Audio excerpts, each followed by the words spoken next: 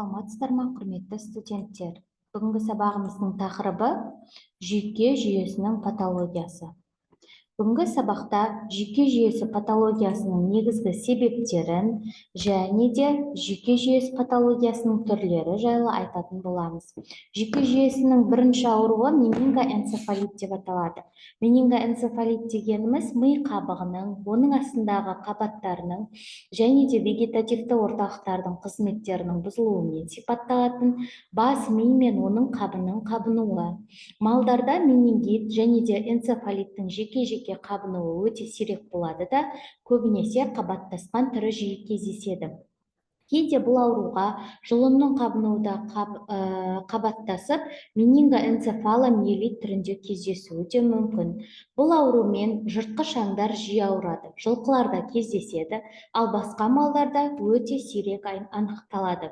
Менингоэнцефалит жіті, созылмалы, басалқы, іріңді, іріңсіз түрлерге бөлінеді.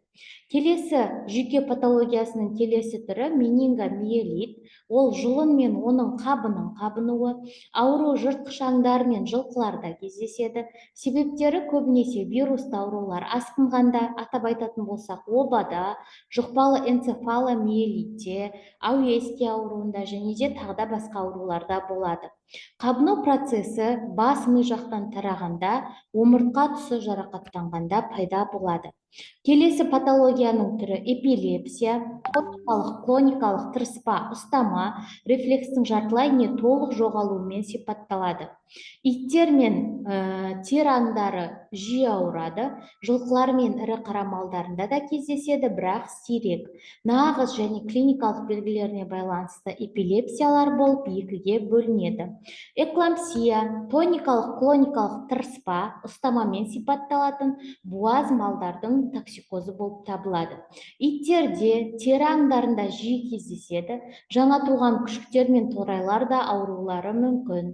Себептері организмде кальцийдің жеткіліксіздігі, уланулар, созылмалы жұқпалы аурулар, қос қалқан бездерінің қызметтерінің нашарлауы себеп болады. Невроздар, нерв жүйесінің функционалды психикамен байланысты ауруларының бір тобы, аурулардың негізінде бас мидың және вегетативті бөлігінің реттеушілік қабілетінің бұзылуы жатыр. Көбінесе спорт аттарында, декоративті иттерде, цирк малдарында кездеседі. Себептері жиі қайталайтын ауыр түрдегі стресс факторлары, спорт аттарын арбаға шегу, аң иттерін күзетке қою, дрессировканың бұзылуы, жарақаттар болып табылады. Кенеттен үйреншікті жағдайды өзгерту, мысалы сиырларды бірден машинамен сауға қою, В тобының витаминдерінің жеткіліксіздіктері, уланулар, соққы, аллергия құбылыстары аурудың пайда болуына өз әсерлерін тигізеді. Бас ми анемиясы, бас ми қабының қанмен қамтамасыз етуінің жеткіліксіздігінен, оның атқаратын қызметінің төмендеуімен сипатталатын ауру. Көбінесе жұмыс аттарында жиі кездеседі. Бас ми гиперемиясы ми қабы мен қабығының қанға толуымен сипатталатын ауру болып табылады. Артерия қанымен толуы белсенді гиперемия, ал вена қанымен толуы белсенді емес гиперемия деп аталады. Себептері белсенді түрі ауыр жұмысқа салғанда, жыныс рефлексі қатты қозғанда, организмге қатты ыстық әсер еткенде, құрсақ қуысындағы қысым жоғарылағанда пайда болады. Ми қарыншақтарына сұйықтықтың жиналуы гидроцефалия деп аталады. Ми қарыншақтарында ликвордың жиналып, ми құрылысының семуімен сипатталатын жылқыларда жиі кездесетін созылмалы ауру болып табылады.